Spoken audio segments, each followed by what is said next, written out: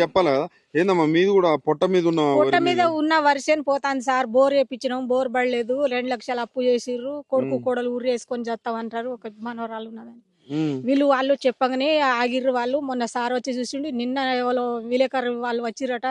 ఇక రోజు వస్తుడు పోవుడే అవుతాను సార్. కానీ మాకు మిగతా ఎవరు చేసేటోళ్ళు నీళ్ళు అస్సలే రావట్లేదు సార్. మొన్న సార్ వచ్చిండట.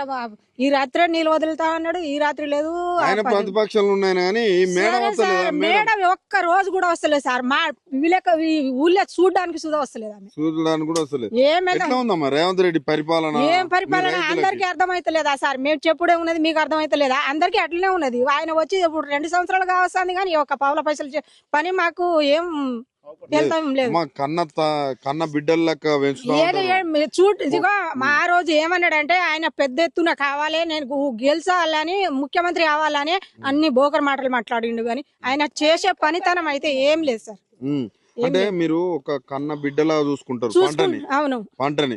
ఏంది దాన్ని చిన్న మందులు కావచ్చు, ఏదైనా ఊరియా బస్తలు కావచ్చు, నీళ్లు కావచ్చు, ఏదైనా కూలలు పెట్టి ఏదైనా పని చేయడానికి కూడా మాకు అంత కన్న బిడ్డలా చూసుకుంటారు. ఇప్పుడు ఒక వరి చేతికి వచ్చే వరి ఎండిపోతుంది సార్. అదే బాధ అనిపిస్తుంది. రోజు ఏడుస్తున్నాం. అన్న సుధా తింటలేము సార్. ఏం చేయం. ఇక చేతికి వచ్చిన పంట పోయినప్పుడు మేము చేసే ఏం లాభం ఉన్నది సార్? చేసేది లాభం ఏం లేదు కదా. మేము ఇన్ని రోజులు చేసినాం. ఇప్పుడు 4 నెలలు చేసినాం సార్ కష్టపడి. ఒక్కొక్క మడికి నీళ్లు తిప్పుతా ఉంటే ఆ బోర్లు మాకు చెరువులు లేవు, ఇటు మాకు కుంటలు లేవు, ఏం లేదు సార్.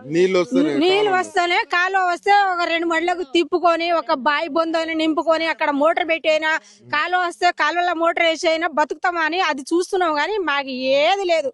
కేసీఆర్ ఉన్నప్పుడు అట్లా ఉండే సార్. అప్పుడప్పుడు వచ్చేది నీళ్లు వచ్చేది. ఇప్పుడు ఏమి ఎండిపోలేదు అంతగా. రైతు బంధు ఇవన్నీ రైతు బంధు ఏడు ఉన్నది సార్. ఇప్పుడు ఇస్తున్నాడు.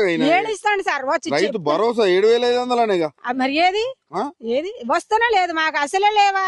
7 భరోసా అన్నాడు, అన్ని చెప్పిండు గాని 6 గ్యారెంటీలు అన్నాడు గాని 6 పనులు చేయలే. ఏ పని సఖ్యం ఉన్నది మాకు ఏం లేదు. ఆయన ఇచ్చింది మళ్ళీ ఇప్పుడు చెప్పడానికే. వచ్చి ఓటు అడిగితే ఏం చెప్తారమ్మా? మాకు మనసులో ఉన్నదే చెప్తాం అప్పుడు. అంతే. కేసీఆర్ గుర్తొస్తాడా? వస్తాడు. ఎందుకు రాడు?